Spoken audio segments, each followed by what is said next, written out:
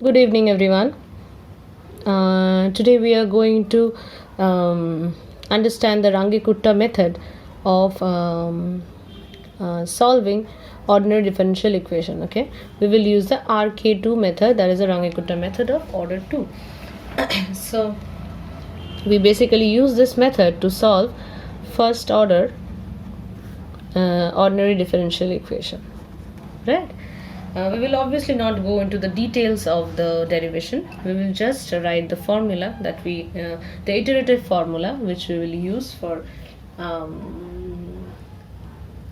which we'll use to get the result, right?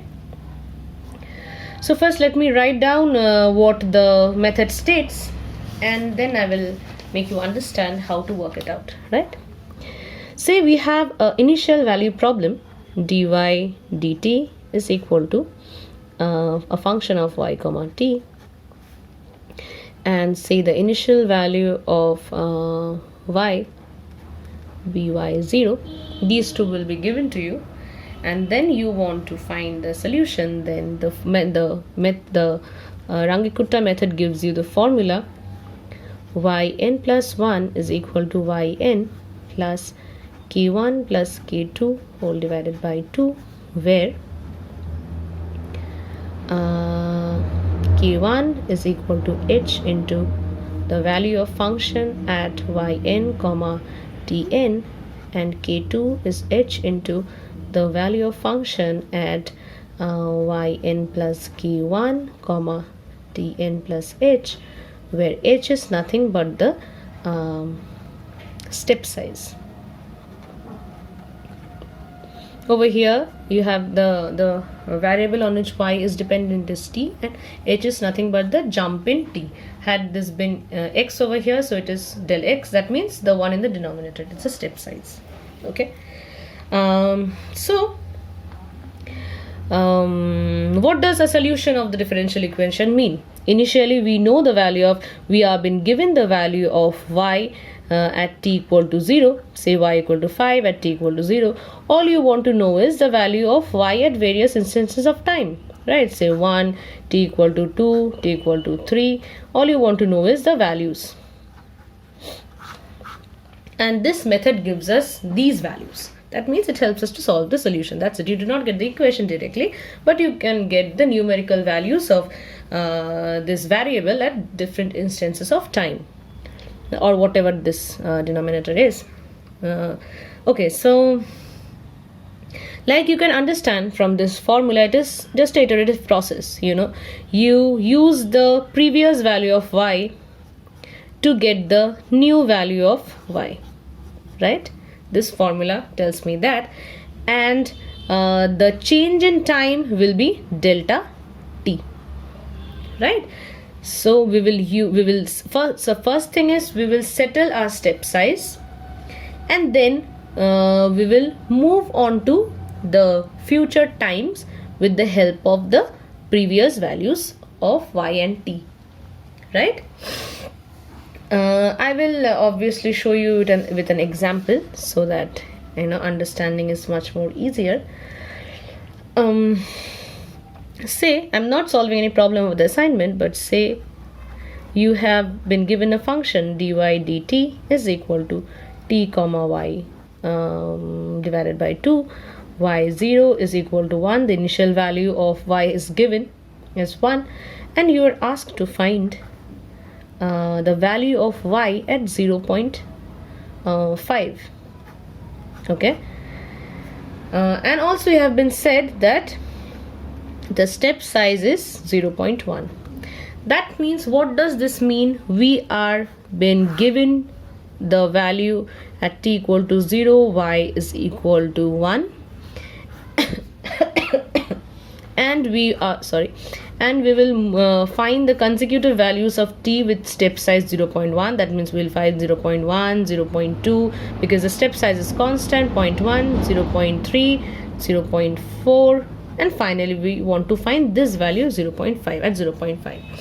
So the question might vary. You might be asked to print the entire chart, or maybe you might be asked to print the value of y at a particular instance of t.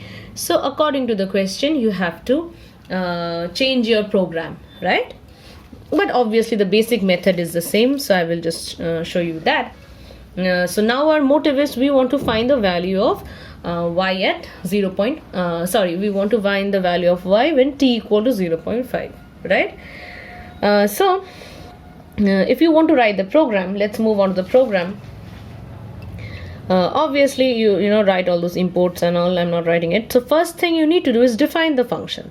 Like you have seen, we will write dy dt is equal to function of y comma t. That means this is our function, right? F of y comma t.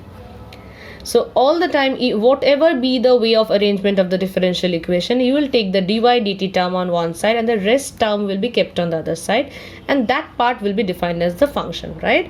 So define function, say y comma t, and it will return you over here it is t minus y whole divided by 2.0, right?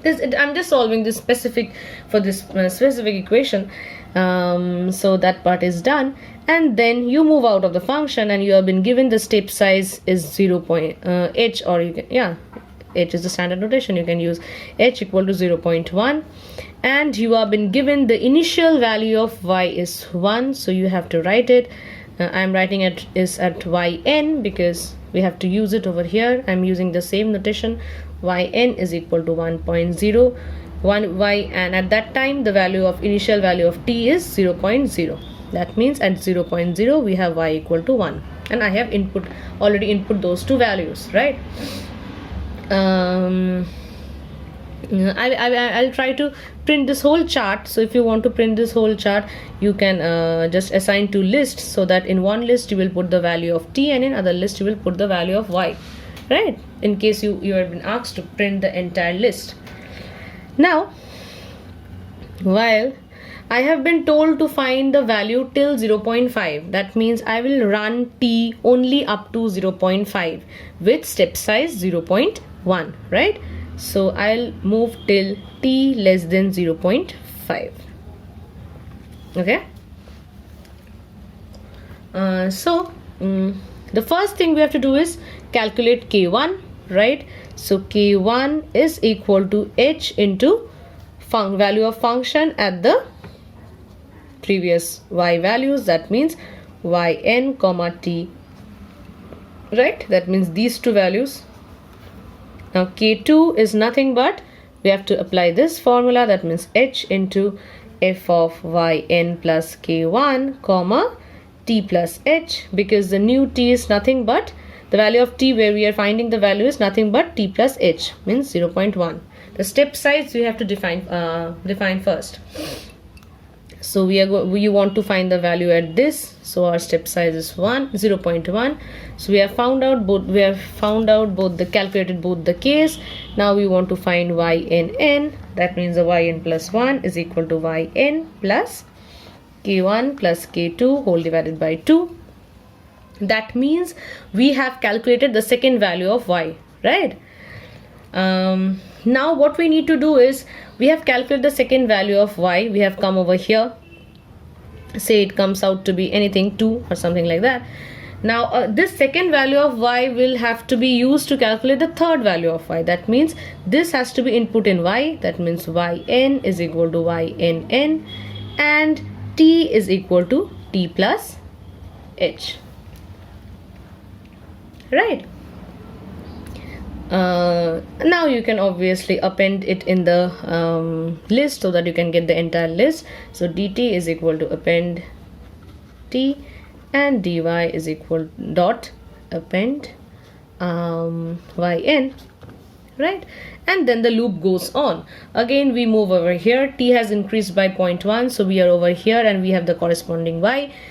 Obviously 0.1 is less than 0.5, then again it does the entire calculation, just that now it is using the value of t1 to calculate t2. So this interchange is obviously very crucial. You have to do this, and finally you can get the if you want to print the entire table, all you need to do is just get out of the loop and write print to print dt and print to print dy. So this will print the entire time column, time row and the corresponding y row. Had you been asked, if you are asked to print only this, then you need not print the chart.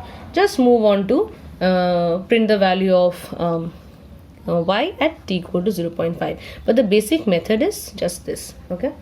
So I'll give you the initial, I'll give you the constraints of the differential equations, and that is the initial values for the differential equations in the assignment. And by Friday, I want all the copies to be submitted, right? Thank you.